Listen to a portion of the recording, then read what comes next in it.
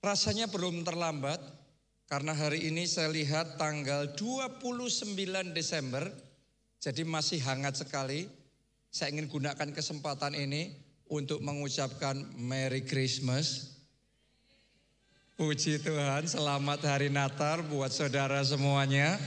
Seluruh jemaat keluarga Allah yang saya kasih yang ada di tempat ini, Anda juga yang mengikuti secara online.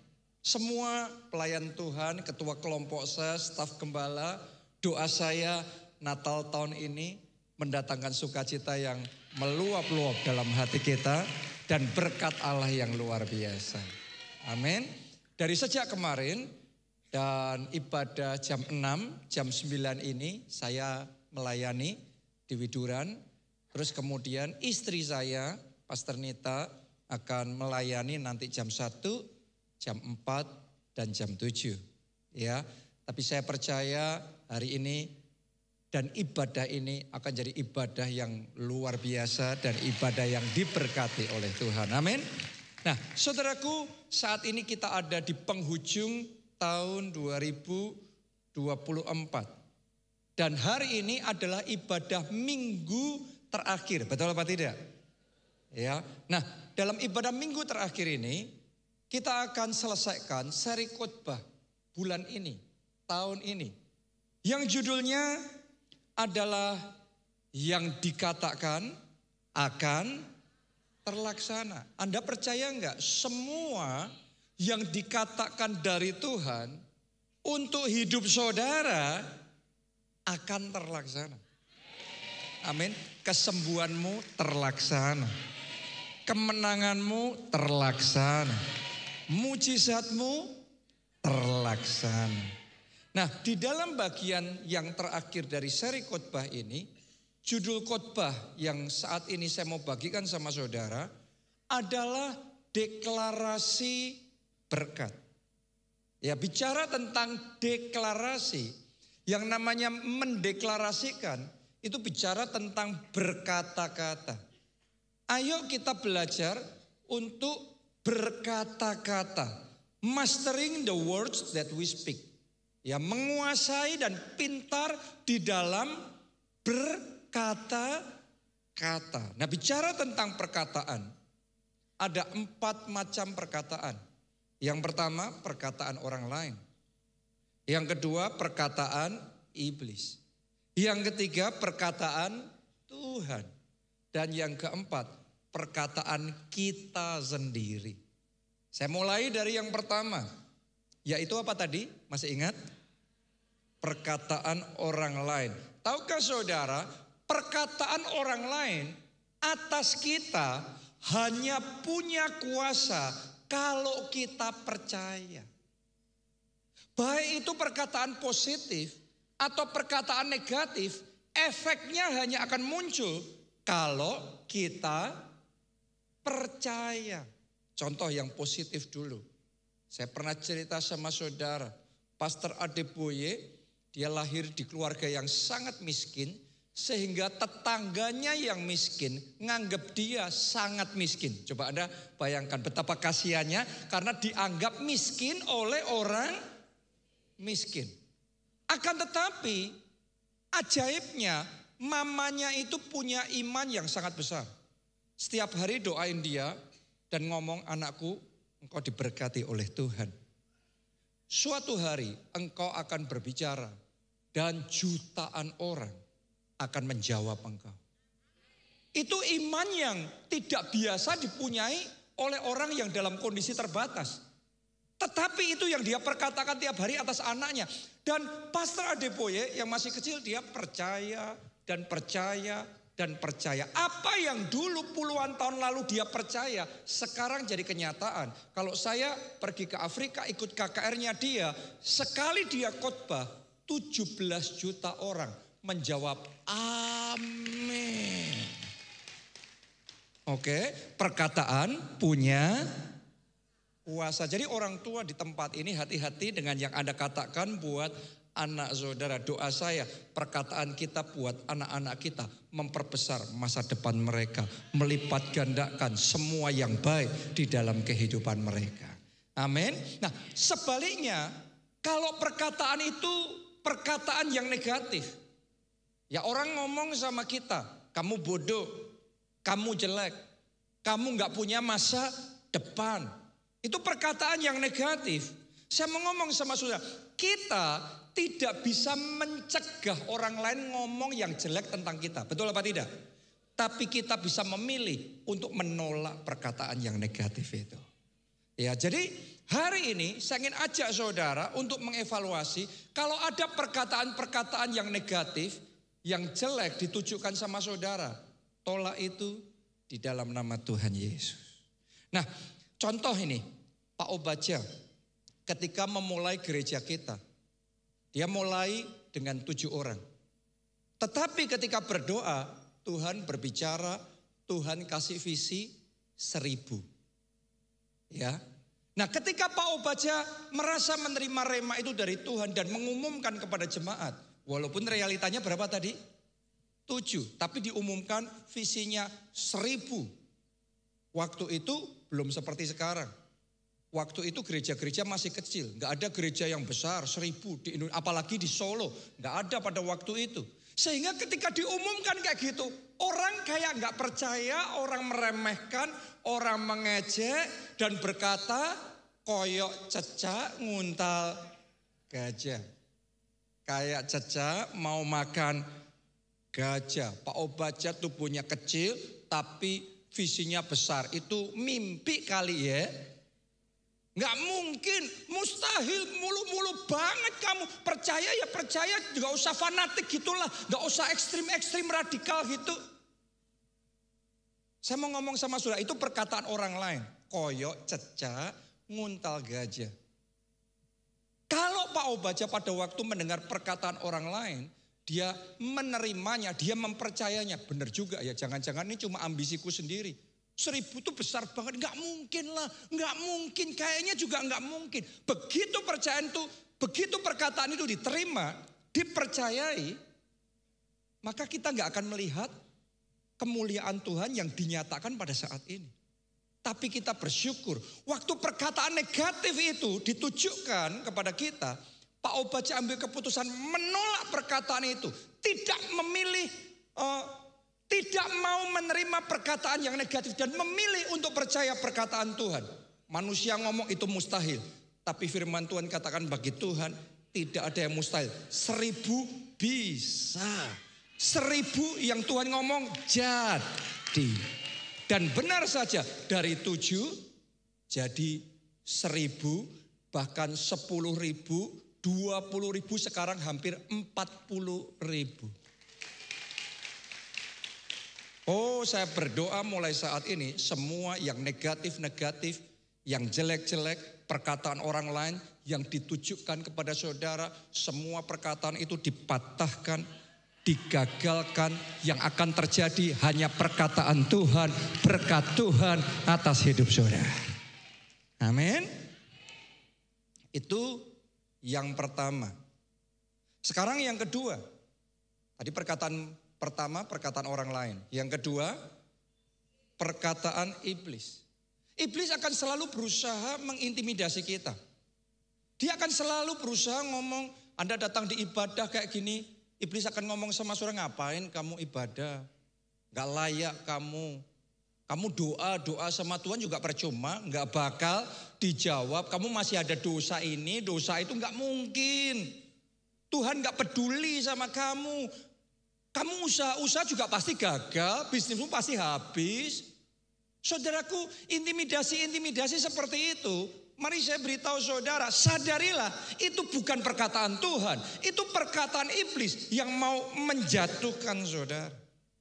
Dan saya mau ngomong begini, iblis tidak punya kuasa atas hidup kita kecuali kita yang mempercaya perkataannya. Oke, iblis tidak punya kuasa. Yang dia punya taktik. Oke, Alkitab ngomong iblis adalah bapak para pendusta. Jadi strategi senjatanya iblis namanya adalah tipu daya. Namanya adalah kebohongan. Dibohongin sama iblis. Kalau bahasa sekarang manipulasi, dimanipulasi, dieksploitasi. Iblis akan ngomong sama saudara, kamu akan mati muda. Keluargamu pasti hancur deh. Bisnismu akan gagal. Ya, dan kamu bakal sial terus di dalam kehidupanmu. Saudaraku, itu bohong. Itu tipu daya iblis.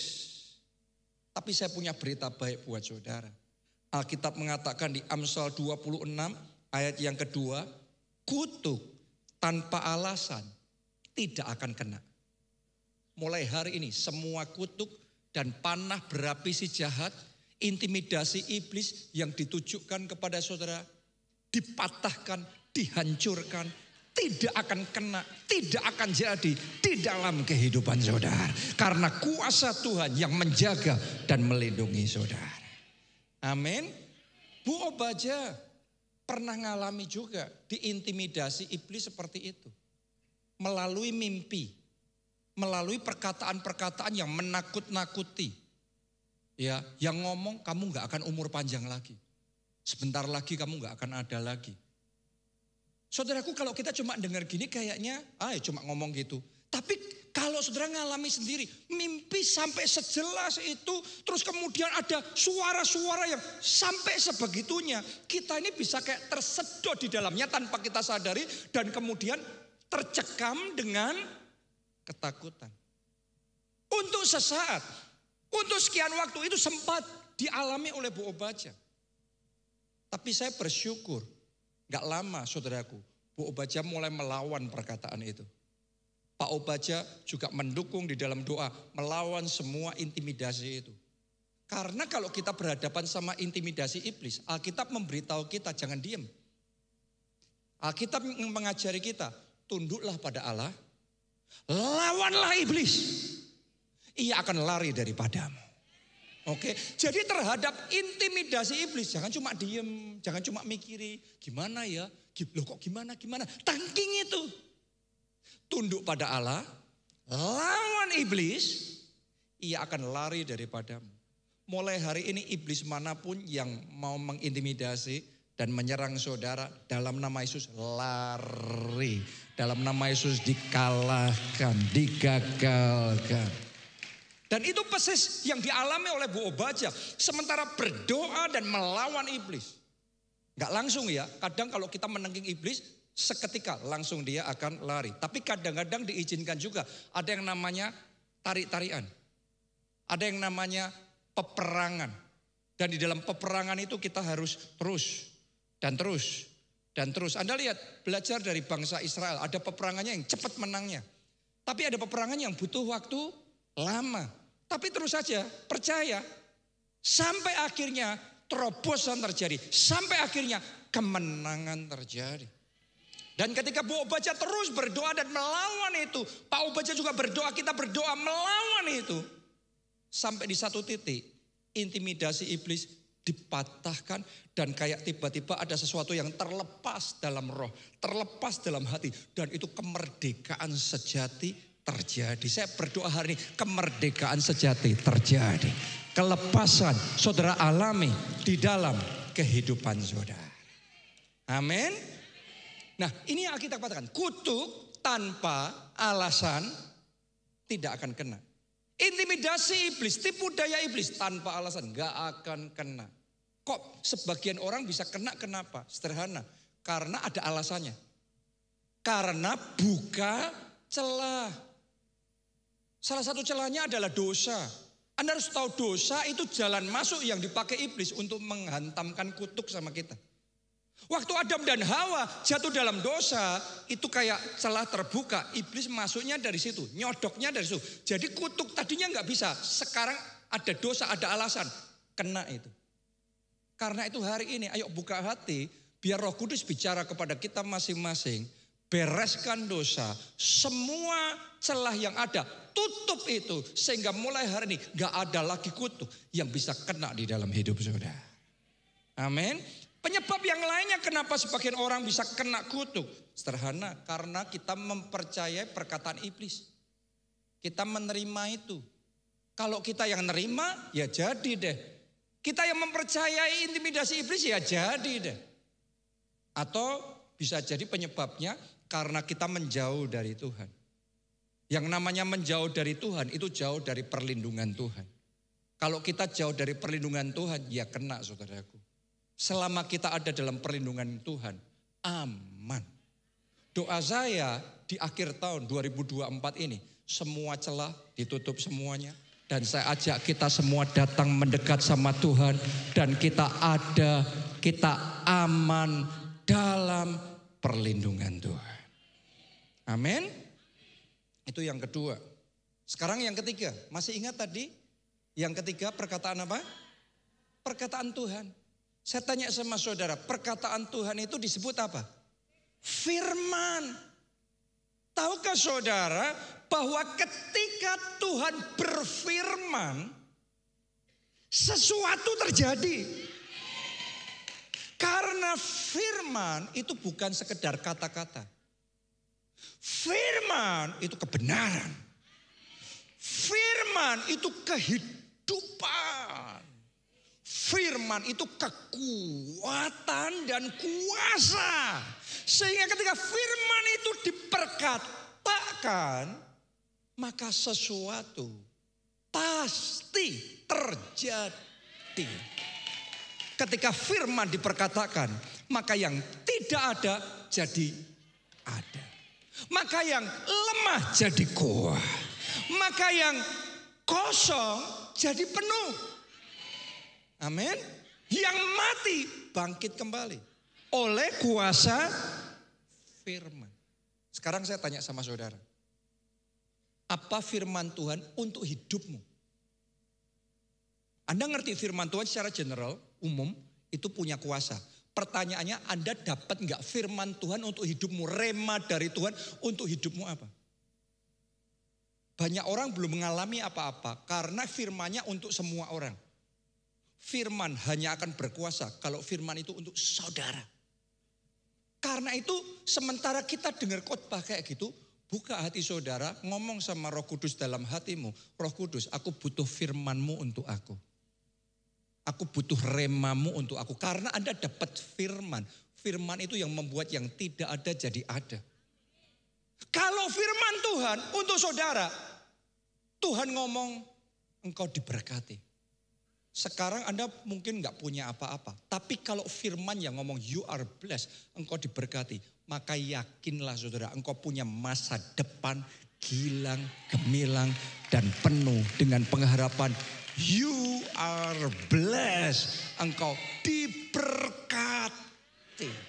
Kenapa? Kuasa firman. Kalau firman Tuhan ngomong sama saudara, engkau berhasil. Engkau berhasil. Engkau berhasil. Kalau itu firman, walaupun sekarang Anda lagi gagal. Anda lagi ngalami kerugian dan kemunduran besar. Anda lagi terpuruk, bahkan mungkin Anda lagi bangkrut. Kadang-kadang firman Tuhan itu beda dan kebalikan persis dengan keadaan kita. Di Kejadian 1 keadaannya gelap. Tapi firman-Nya Tuhan terang. Itu loh saudaraku. Ya, jadi Anda jangan berusaha dengar khotbah kayak gini. Terus kemudian mencocokkan dengan situasi saudara. Wah, khotbahnya kok gak cocok dengan situasiku. Loh, firman Tuhan tuh gak perlu mencocokkan situasi kita. Kalau situasi kita gelap, firman Tuhan gak perlu ngomong gelap. Gak perlu dijelasin lagi, sudah jelas gelap. Justru waktu situasi gelap, dunia ini gelap, Allah berfirman terang. Sekarang mungkin Anda mengalami kegagalan, kekalahan. Tapi firman Tuhan mau ngomong sama saudara, Anda menang. Pemenang, bahkan lebih dari pemenang. Tangan saudara diberkati oleh Tuhan. Apa saja yang dikerjakan tangan saudara berhasil. Tepuk tangannya boleh yang paling meriah buat Tuhan kita. Dan kalau itu yang Tuhan katakan, semua yang Tuhan katakan, firman Tuhan pasti jadi. Anda coba baca kisah di Alkitab tentang Lazarus. Sudah mati dia waktu itu, 4 hari dikubur. keadaannya sudah tidak baik, tapi Yesus berdiri di depan makam itu. Yesus ngomong, Lazarus keluar. Itu firman. Gak peduli dia keadaannya sudah buruk. Gak peduli dia dalam kondisi yang terikat dan lain sebagainya. Tapi Alkitab mencatat ketika Yesus ngomong, Lazarus keluar. Bahkan kematian pun tidak bisa menghalangi firman Tuhan. Dia boleh mati, dia boleh gini, nanti gimana ininya, itunya, dan lain sebagainya. Pokok kalau firman ngomong keluar, entah gimana caranya, keluar. Lazarus yang mati bangkit. Dia hidup kembali oleh kuasa firman. Saya berdoa setiap yang mati dalam hidup saudara mulai hari ini hidup. Kebangkitan terjadi dan ada kemenangan gilang gemilang di dalam kehidupan saudara. Amin. Tempat ini adalah saksinya. Kesaksian yang luar biasa. Anda masih ingat kesaksian yang sering diceritakan Pak Obaja? Dulu tempat ini apa? Pertama dulu, zaman dulu. Gedung bioskop. Tapi Tuhan bicara sama Pak Obaja, Tuhan bicara sama Bu Obaja. Beli. Aku akan membuat yang tidak ada jadi ada. Kenapa Tuhan ngomong gitu? Karena memang waktu itu tidak ada. Gak ada uangnya, gak ada dananya yang cukup, gak ada perizinannya, gak ada jemaatnya, gak ada semuanya. Yang ada cuma satu, firman. Makanya kadang-kadang orang kalau berpikirnya harus ada uangnya, harus ada modalnya, harus ada ininya, itunya dulu. Kelamaan saudara. Gak jadi, gak ada yang jadi. Seringkali dalam hidup kita modalnya cuma satu. Firman. Anda punya firman Tuhan. Anda punya lebih dari segalanya. Anda punya backing yang dari Tuhan. Anda akan punya penyertaan Tuhan dalam hidup saudara. Resourcesnya Tuhan akan dikirimkan kepada saudara. Malaikat-malaikatnya akan diutus menolong saudara. Oleh kuasa apa? Firman. Kadang-kadang sebagian orang dengar khotbah kayak gini ya cuma dengar khotbah, pendetanya kok lama banget gak selesai khotbahnya. Anda melewatkan. Anda harus tahu satu perkataan firman ini kalau diambil sama Roh Kudus dan dikasih untuk saudara, itu bisa mengubah hidup kita secara radikal. Karena firman Allah penuh dengan kuasa. Dan itu yang diucapkan oleh Tuhan kepada Pak Obaja, Bu Obaja, beli. Aku yang akan membuat apa yang tidak ada jadi ada. Awalnya enggak ada semuanya. Tapi akhirnya ada pertolongan, ada jalan, ada penghiburan dari Tuhan, ada solusi, ada ini, ada itu. Enggak langsung, tapi akhirnya jadi. Dimulainya firman. Hari ini Anda belum ada apa-apa, tapi mulailah dengan firman. Anda dapat firman, Anda akan melihat kemuliaan Tuhan nyata dalam hidup saudara. Amin. Yang keempat sekarang. Perkataan apa tadi? Yang keempat. Perkataan kita sendiri. Alkitab ngomong hidup dan mati dikuasai lidah. Siapa suka mengemakkan, ia akan memakan buahnya. Jadi kehidupan kita, kematian kita, Alkitab ngomong dikuasai lidah. Artinya menangnya saudara, kalahnya saudara dikuasai lidah. Naiknya saudara, turunnya saudara, dikuasai lidah. Happy-nya saudara, sedihnya saudara, dikuasai lidah. Dikuasai lidah. Jadi yang kita gemakan, Alkitab mau hidup dan mati dikuasai lidah. Dua-duanya loh ya, bukan cuma hidup aja loh ya. Bukan cuma mati aja, dua-duanya. Hidup dan mati dikuasai lidah. Siapa suka mengemakannya? Apapun yang ada gemakan, engkau akan memakan buahnya. Jadi kalau Alkitab ngomong siapa suka mengemakan, ia memakan buahnya. Artinya Tuhan tuh mengibaratkan kata-kata kita sendiri ini kayak pohon. Waktu digemakkan pohon ini dipelihara. Akhirnya akan menghasilkan buah. Pertanyaannya, pohon apa yang Anda pelihara dengan kata-kata saudara? Sebagian orang memelihara perkataan kegagalan, pohon kegagalan, pohon kecelakaan, pohon kehancuran. Melalui kata-katanya sepi, susah. Hati-hati dengan perkataan. Kita tidak membutakan diri dengan perkataan. Kita tidak membutakan diri dengan fakta ya. Fakta ya fakta. Kita ngelihat sekarang keadaan semuanya serba susah betul. Inflasi tinggi, biaya hidup naik. Banyak orang alami kesulitan, kebangkrutan terjadi di sekeliling kita. Banyak orang dalam kondisi yang tidak mudah. Benar. Tapi hati-hati di dalam menggunakan perkataan. Perkataan tidak harus kita gunakan hanya untuk mengungkapkan berulang-ulang betapa menyedihkannya dan betapa terpojoknya, terjepitnya kita. Mulai hari ini, speak life. Perkatakan kehidupan. Barang siapa menggemakkannya, pelihara pohon kehidupan, saudaraku. Ia akan memakan buahnya. Doa saya mulai hari ini, buah yang akan kau hasilkan dari pohon perkataanmu adalah buah mujizat, buah kesembuhan, buah sukacita, buah kemenangan, buah anugerah Tuhan melimpah di dalam kehidupan saudara. Jadi apa perkataan saudara untuk hidupmu sendiri? Kalau engkau ngomong bisa, pasti bisa. Pasti ada jalan keluar. Aku belum tahu caranya gimana sekarang, tapi pasti bisa. Seringkali saya ngomong seperti itu. Karena memang mengawali segala sesuatunya itu banyak nggak taunya, banyak nggak bisanya. Tapi ngomong dulu bisa. Punya keyakinan sama Tuhan dulu bisa. Kalau engkau ngomong bisa, engkau benar. Engkau bisa. Tapi sama-sama urusannya sama.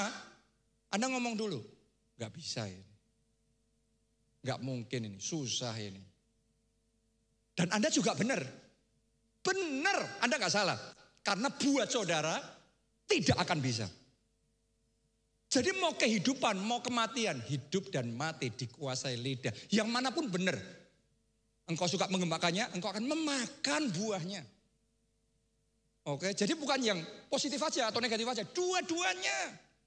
Karena itu hari ini hati-hati dengan yang saudara katakan untuk hidupmu sendiri. Jangan sampai melalui perkataan kita menutup masa depan kita. Jangan sampai dengan perkataan kita mendatangkan kutuk buat pekerjaan kita. Buat keuangan kita, kesehatan kita. Coba Anda lihat kisah wanita yang pendarahan 12 tahun itu. Waktu itu Yesus lagi sibuk doain dan ngelayanin orang lain. Bukan dia, bukan Yesus yang berfirman, kamu sembuh, bukan. Anda baca di Alkitab, Anda akan menemukan yang ngomong itu bukan Yesus. Yang ngomong itu adalah perempuan pendarahan itu sendiri. Dia ngomong apa dalam hatinya? Asal kujama saja jubahnya, aku sembuh. Padahal realitanya dia sudah berusaha loh 12 tahun. Apa kurang berusaha? Apa kurang berdoa? Apa kurang cari obat? Apa kurang ini dan itu? Semua sudah. Tapi hebatnya gini, perkataannya tetap konsisten. Aku sembuh, aku sembuh. Aku sembuh. Dan hari itu ketika dia jamah jubah Yesus, dia memakan buah kesembuhan itu.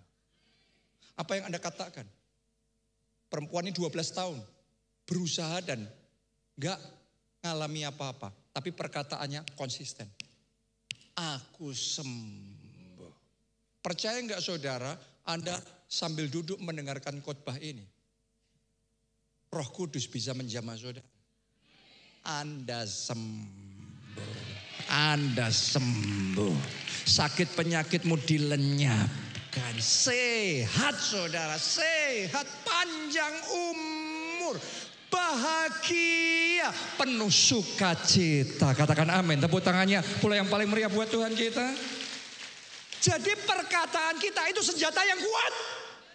Karena itu mulai hari ini saudara katakan aku sehat, aku bahagia, aku diberkati. Mulai hari ini katakan aku bisa ngalahin dosa. yang jatuh bangun sama dosa. Kayak perempuan itu 12 tahun bergumul sakit penyakitnya. Anda mungkin bukan bergumul sakit penyakit. Anda mungkin bergumul sama dosa. Anda gak bisa lepas dari dosa itu. Tapi hari ini katakan dengan iman. Dalam nama Yesus bisa. Aku menang. Tuhan yang memampukan belenggu dosa dipatahkan. Aku merdeka. Tangannya pula yang paling meriah buat Tuhan kita. Anda katakan dengan iman, satu orang diselamatkan, seisi keluarganya diselamatkan. Keluargaku diselamatkan, papaku diselamatkan, anakku diselamatkan, sepupuku diselamatkan. Seisi keluargaku selamat. Saudaraku, kita ini ada di penghujung tahun 2024. Sebentar lagi masuk ke tahun baru. Betul apa tidak? Sebentar lagi 2025. Tinggal berapa hari ya? 2-3 hari. Saya ajak saudara, mari buka jalan untuk kemenangan di 2025. Buka jalan untuk berkat Tuhan, untuk sukacita, untuk semua yang positif bisa masuk dan kita alami di tahun 2025. Anda mau? Haleluya. Gimana caranya buka jalan yang kayak gitu? Belajar dari Yohanes Pembaptis. Kita baca Matius 3 ayat 1 sampai 3. Pada waktu itu tampillah Yohanes Pembaptis di mana?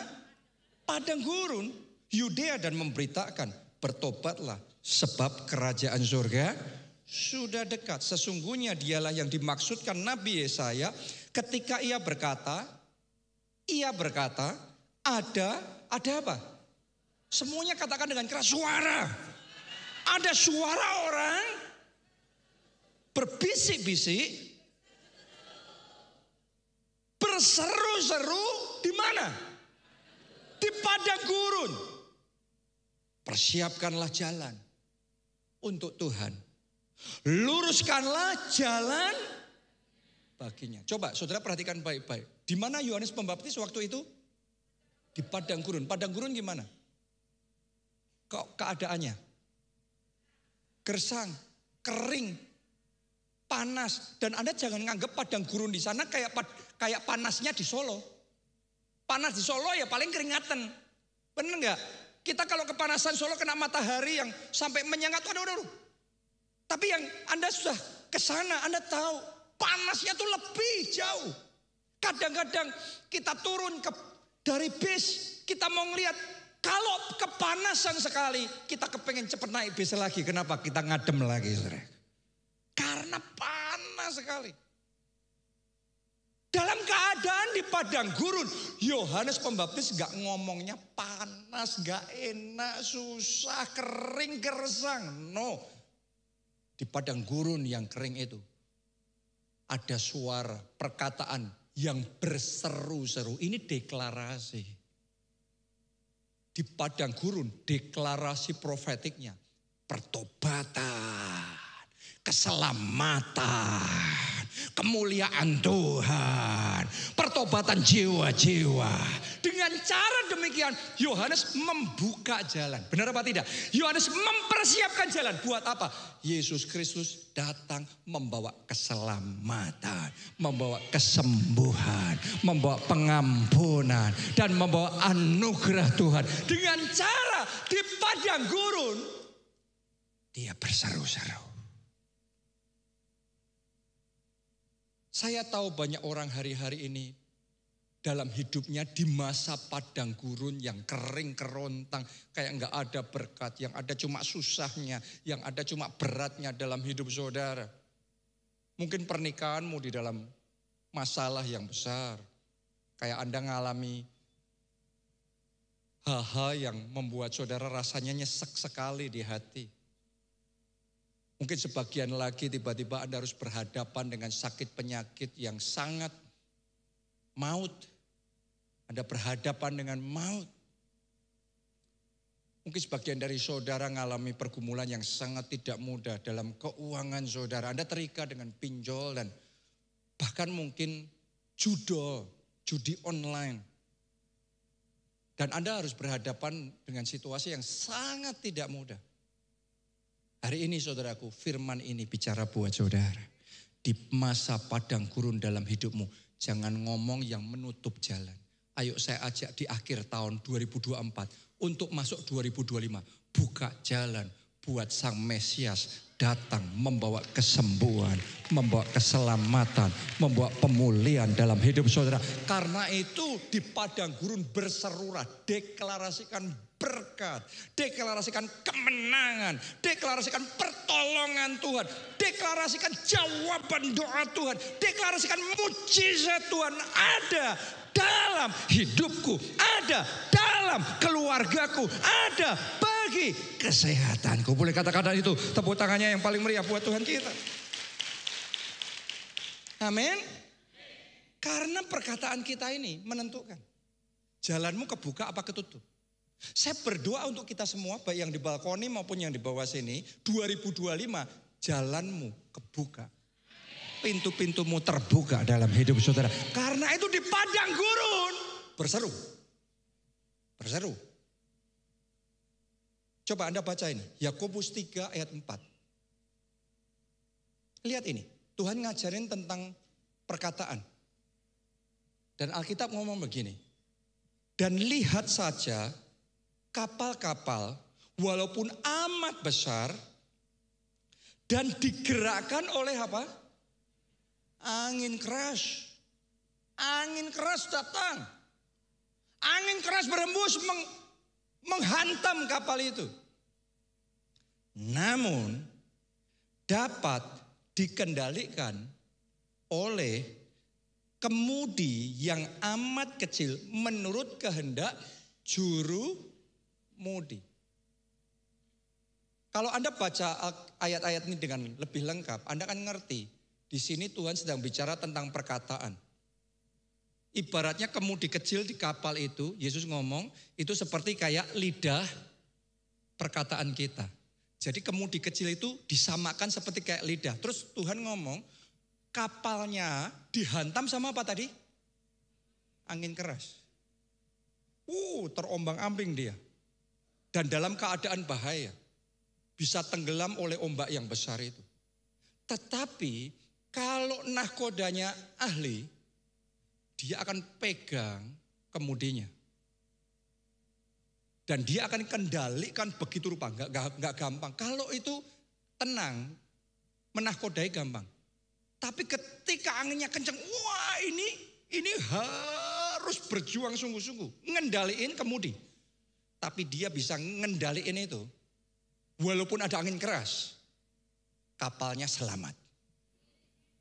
Saya mau berdoa di 2025, kapalmu selamat, pekerjaanmu selamat, keuanganmu selamat, masa depanmu selamat, anak-anakmu selamat.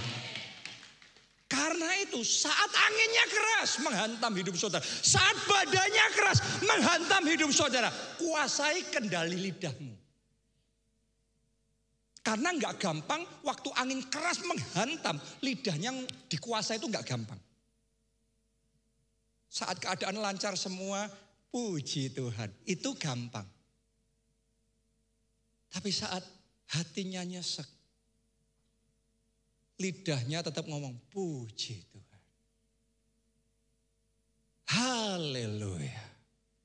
Itu adalah momen kayak nahkoda yang nguasain kemudinya di saat angin keras menghantam. Itu gak gampang. Anda harus bisa menguasai hati saudara untuk tetap ngomong puji Tuhan. Untuk tetap ngomong Tuhan baik. Apapun yang terjadi dalam hidupku, Allah turut bekerja dalam segala perkara untuk mendatangkan kebaikan. Bisa ngomong kayak gitu, itu butuh menguasai hati. Betul apa tidak? Karena anginnya lagi kenceng. Makanya ini harus nguasain. Banyak orang kalau sudah anginnya keras, gak nguasain lidah, lidah lepas kendali. Begitu kapalnya lepas kendali, kelelep, binasa. Tapi selama nahkodanya pegang kendali itu, selamat. Saya berdoa mulai saat ini, Dalam nama Yesus, lidah kita masing-masing dikuasai oleh Roh Kudus. Dan mulai hari ini lidah kita memperkatakannya selamat, memperkatakannya sukacita, memperkatakannya ada jalan keluar. Dan kalau Anda bisa menguasai lidah saudara, Anda akan melihat keselamatan datang. Saya masih ingat di masa pandemi itu masa angin keras yang sangat keras. Banyak orang kapalnya oleng dan mau tenggelam. Semuanya kalau nggak hati-hati, perkataan kita, broadcast message, WhatsApp dan lain sebagainya, itu bukan ngomongnya selamat. Ngomongnya apa? Celaka. Di momen itu nggak gampang saudaraku. Melalui kondisi seperti itu. Karena anginnya kenceng banget. Tapi waktu itu setiap kali saya khotbah, saya terus memperkatakan kepada jemaat, teguhkan dan kuatkan hatimu. Tahu, pada takut tahu lah. Kita juga manusia, kita juga ngerasain itu. Tapi lidah kita harus dikuasai. Dan kita ngomongnya selamat. Melalui pandemi ini selamat. Ada perlindungan Tuhan. Ada pertolongan dari Tuhan. Kalau enggak menguasai lidah, itu kan firman, itu kan cuma ngomongan. Kenyataannya nih loh, banyak korbannya. Benar, kenyataannya banyak korbannya. Tapi kuasai lidahmu. Selamat. Selamat untuk hidup saudara. Selamat untuk masa depan saudara. Saya masih ingat, waktu itu saya ngomong sama para pelayan Tuhan. Hold your ground. Karena banyak yang panik. Banyak yang langsung karena ketakutan ngebrokin, ninggalin. Pekerjaannya ditinggalin, pelayanannya semuanya. Wah, tercekam dengan ketakutan, kepanikan. Saya ngomong, hold your ground. Pertahankan daerahmu. Pertahankan keluargamu. Pertahankan kelompok selmu. Pertahankan keluargamu. Pertahankan timmu. Saya masih ingat pada waktu 2020 itu Tuhan suruh untuk pembangunan gereja kita di peak di masa pandemi. Enggak pakai pengumuman. Enggak pakai janji iman.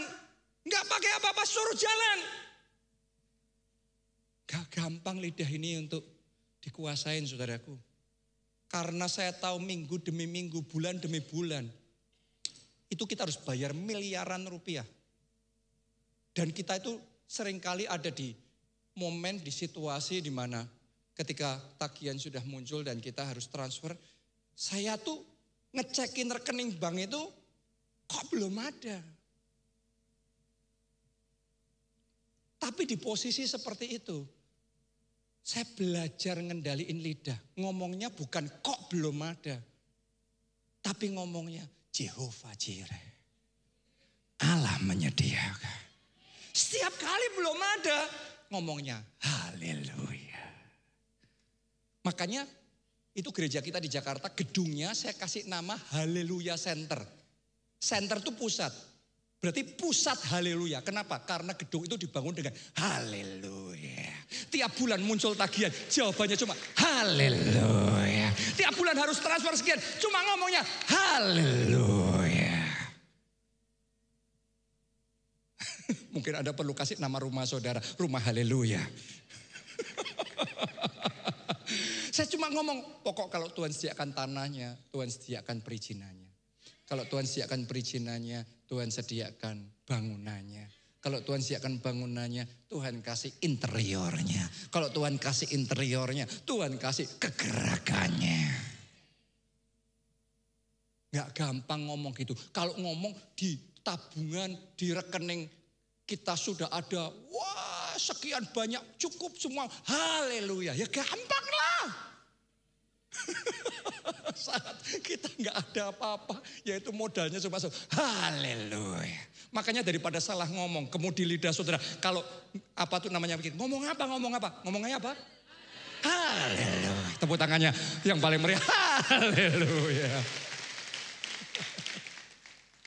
Ayat terakhir ya. Ayat terakhir, Sakaria 4 ayat 7. Siapakah engkau, gunung yang besar? Di hadapan Serubabel, engkau menjadi tanah rata. Padahal di hadapan Zerubabel ada apa tadi? Yang dilihat apa? Gunung yang besar, tetapi perkataannya ngomong rata. Di depannya hambatan yang besar, masalah yang besar, tantangan yang besar. Krisis yang besar, kesulitan yang besar. Tapi lidahnya ngomong semua gunung besar diratakan oleh Tuhan. Semua hutang yang besar lunas. Semua krisis yang besar beres. Amin. Karena saya tahu ada orang-orang di sini sedang di depanmu gunungnya minta ampun besarnya. Hati-hati ngomongnya. Jangan ngomongnya besar banget. Ngomongnya bukan gunung yang besar. Ngomongnya aku punya Tuhan yang besar. Gunungnya rata. Tuhannya yang besar. Lanjutin pembacaan tadi. Ia akan mengangkat batu utama. Sedang orang bersorak bagus. Bagus sekali batu itu. Dalam Alkitab bahasa Inggris, New English Translation, ditulisnya kalimat terakhir itu with shouting. Jadi bersorak, berseru, berteriak. Bukan sekedar berbisik. Artinya itu deklarasi, ngomongnya kenceng.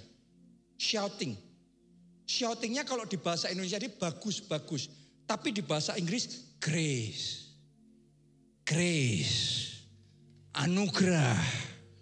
Anugerah. Padahal di depannya gunung yang besar. Tapi yang dikatakan ada anugerah Tuhan untuk meratakan gunung itu. Ada anugerah Tuhan untuk menembus semua penghalang yang ada. Ada anugerah Tuhan untuk mengatasi setiap situasi yang ada. Anda yang sedang menghadapi gunung besar dalam hidup saudara. Hari ini saya ingin ajak saudara di akhir tahun ini dan mau masuk tahun yang baru. Ayo kita teriakkan grace. Grace, anugerah. Dalam hidupmu ada anugerah, dalam kesehatanmu ada anugerah, dalam pekerjaanmu ada anugerah, dalam pelayananmu, dalam kelompok selmu ada anugerah. Bukan gunungnya yang besar, gunungnya diratakan, tapi Tuhannya yang besar. Siapa percaya Tuhan yang besar?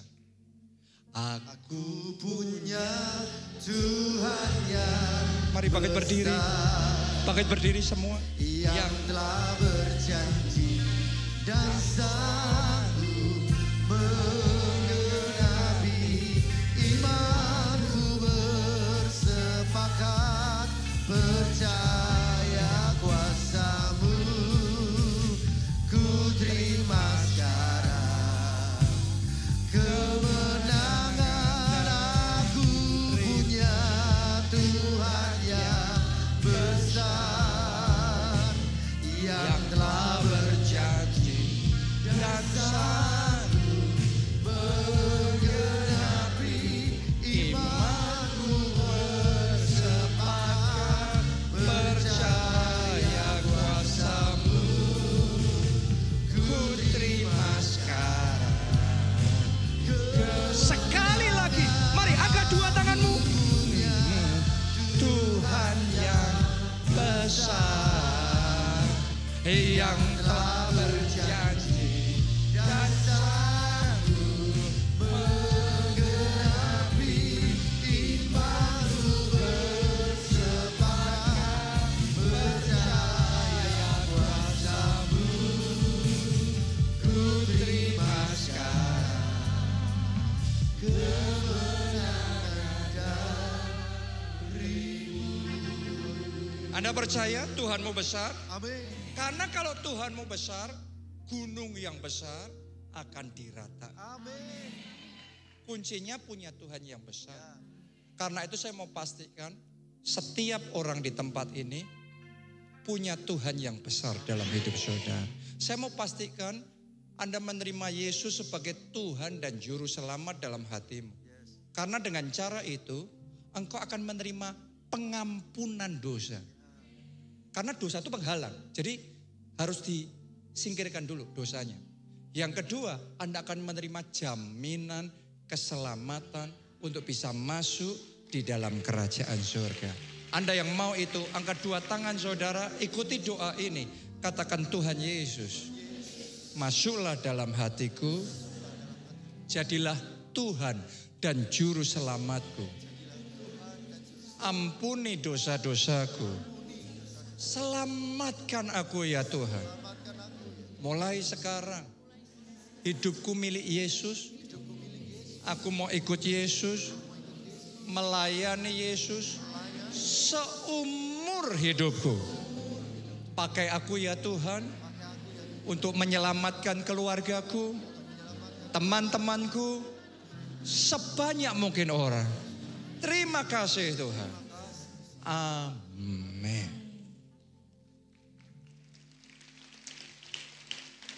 Judul khotbah hari ini adalah deklarasi berkat. Anda percaya enggak perkataan kita punya kuasa?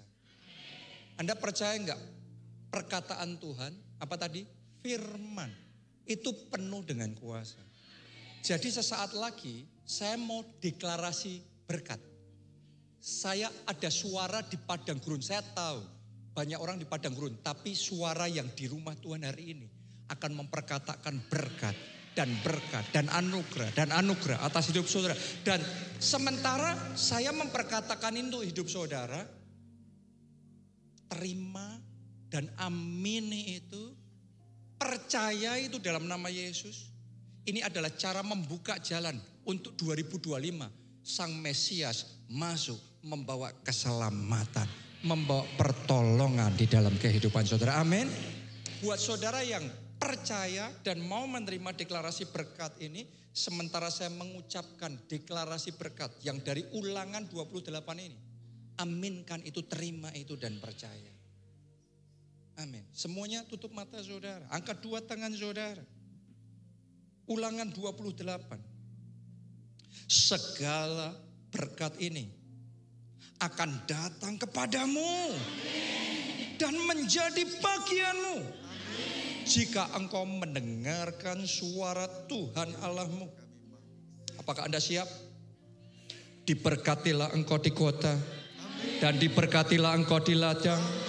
Diberkatilah buah kandunganmu, hasil bumimu dan hasil ternamu, yakni anak lembu sapimu dan kandungan kambing dombamu. Diberkatilah bakulmu dan tempat adonanmu. Diberkatilah engkau pada waktu masuk dan diberkatilah engkau pada waktu keluar. Tuhan akan membiarkan musuhmu yang maju berperang melawan engkau terpukul kalah olehmu. Bersatu jalan mereka akan menyerangi engkau, tetapi bertujuh jalan mereka akan lari dari depanmu. Tuhan akan memerintahkan berkat ke atasmu di dalam lumbungmu dan di dalam segala usahamu. Ia akan memberkati engkau di negeri yang diberikan kepadamu oleh Tuhan Allahmu. Tuhan akan membukakan bagimu perbendaharaannya yang melimpah, yakni langit, untuk memberi hujan pada tanahmu pada masanya dan memberkati segala pekerjaanmu, sehingga engkau memberi pinjaman kepada banyak bangsa, tetapi engkau sendiri tidak meminta pinjaman. Tuhan akan mengangkat engkau menjadi kepala dan bukan menjadi ekor. Engkau akan tetap naik dan bukan turun apabila engkau mendengar perintah Tuhan Allahmu yang kusampaikan pada hari ini. Kau lakukan dengan setia. Tepuk tangannya yang paling meriah buat Tuhan kita. Aku punya Tuhan yang besar, yang telah berjanji dan sanggup menggenapi imanku. Bersepakat percaya bersama. Amin. Ku terima kasih. Drum saja. bersama jemaat. Jemaat, tepuk tangan, tepuk tangan. Tuhan yang besar, yang telah berjanji dan sanggup menggenapi imanku, bersepakat percaya kuasa.